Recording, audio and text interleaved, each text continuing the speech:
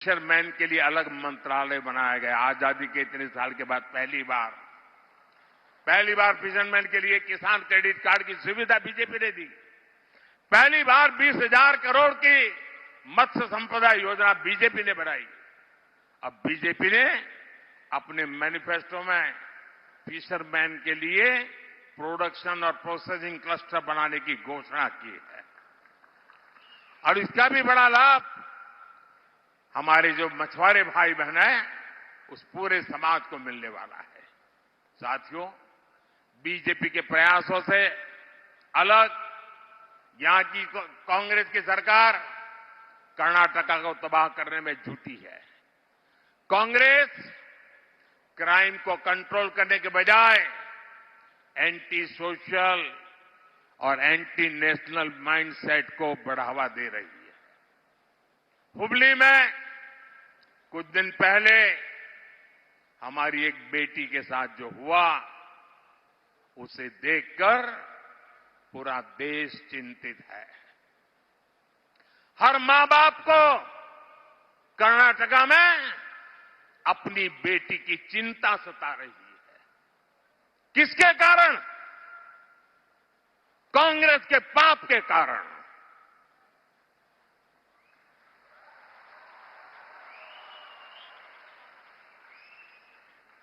क्या कभी कांग्रेस आपकी बेटी की रक्षा कर सकती है क्या? आप उनके भरोसे बेटियों को बड़ा बना सकते हैं क्या? कॉलेज कैंपस में दिन दहाड़े ऐसा कदम उठाने की हिम्मत उस अपराधी में आई कैसे? ನನ್ನ ನೆಲದ ಭಾಷೆಯು ದೂರ ಬಲು ದೂರ ಈ ಮನಕಂತೂ ದಾರಿ ತೋರುತ್ತಿದೆ ಆ ಭಾಷೆಯದೇ ಬೆಳಕುವ ದೂರ ಎಷ್ಟೇ ಹೋಗಿ ಈ ಭಾಷೆಯಿಂದ ದೂರವಾಗಲಾರಿರಿ. ವಿಮಲ್, ನಮ್ಮ ಭಾಷೆ ಕೇಸರಿ.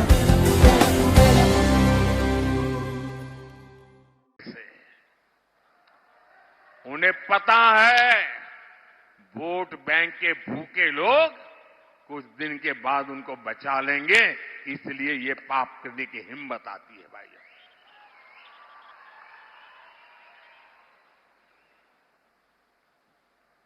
इस क्राइम ने कर्नाटका में हमारी बेटियों की सुरक्षा के संबंध में गंभीर सवाल खड़े किए हैं। खराब कानून व्यवस्था ये कांग्रेस सरकार की पहचान बन चुकी है। आपको पता है 2014 के पहले हमारे देश के अखबारों की हेडलाइन क्या हुआ करती थी? आज बेंगलुरु में बम धमाका हुआ, आज बेंगलुरु में बम धमाका हुआ, आज अयोध्या में बम धमाका हुआ, आज दिल्ली में बम धमाका हुआ, आज गांधीनगर में बम धमाका हुआ, आज सूरत में बम धमाका हुआ, आज मुंबई के अंदर ट्रेन में ब्लास्ट हो गया। ये खबरें आती थी कि नहीं आती थी? आती थी कि नहीं आती थी? 2014 के बाद ये खबरें खत्म हुई कि नहीं हुई? खत्म हुई कि नहीं हुई? देश के कोने कोने में बम धमाकों को रोक लगी कि नहीं लगी? लेकिन बेंगलुरु में इनके आते ही बम फोड़ते हैं आकर के आतंकी। बेंगलुरु हाईटेक सिटी, दुनिया में जिस बेंगलुरु का नाम, वहां पर एक काफे में बम फूटता है। भाइयों बहनों, और ये लोग बयान देते हैं क्या? गैस का सिलेंडर फटा है। अरे आपका दिमाग फटा है कि गैस का सिलेंडर फटा है?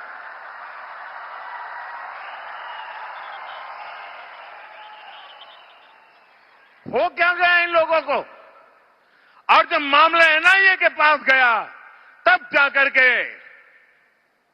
बंगाल में जाकर के उनको दबोच करके ले आए हैं भाइयों।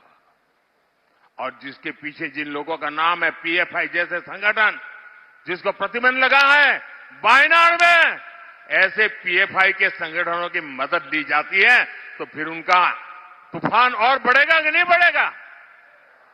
कांग्रेस ने जिस प्रकार वोट के लिए पीएफआई जैसे संगठनों की मदद दी है, उनसे सहाय ली है, और ऐसे ही कारणों से ऐसे लोगों की ताकत बढ़ जाती है भाइयों।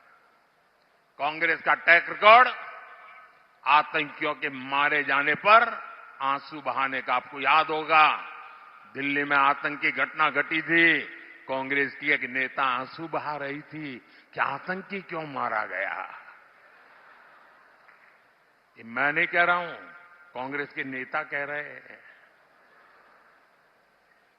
साथियों, बीजेपी का ट्रैक रिकॉर्ड है, हमने पीएफआई की कोई भी ताकत को प्रतिबंध लगा दिया, उसके बड़े बड़े शहंशाह जेलों में सड़ रहे। दोस्तों, एक जमाना था आए दिन पड़ोस में से आतंकी एक्सपोर्ट होते थे, हमारे देश के जवानों को मार करके भाग जाते थे।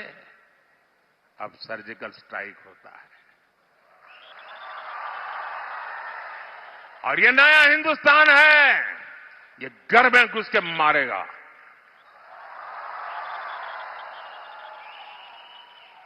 साथियों, कल से एक कांग्रेस के साहजादे एक बयान से पूरे देश में हंगामा हो रहा है। साहजादे का कहना है कि हजारों वर्षों से राजा महाराजा हमारे देश में हुए, वे सब अत्याचारी थे, लूट लेते थे। क्या आप इनसे सहमत हैं क्या?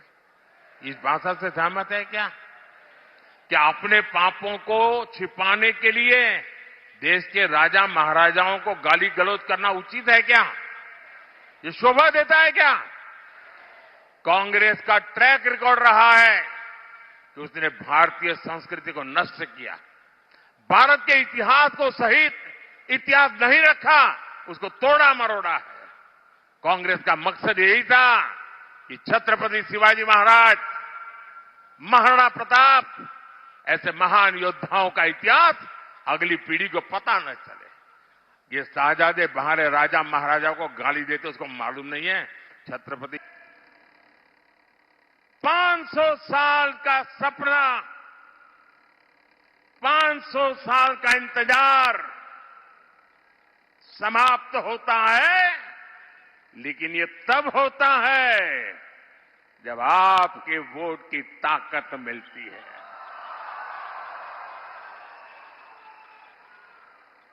आज अयोध्या में प्रभु राम का मंदिर बना है, आपको अच्छा लगता है ना? गर्व होता है ना? ये पुण्य का काम हुआ है कि नहीं हुआ है? ये पवित्र काम हुआ है कि नहीं हुआ है? मुझे बताइए, इस पुण्य के हकदार कौन है? इस पुण्य के हकदार कौन है? इसके पुण्य के हकदार आप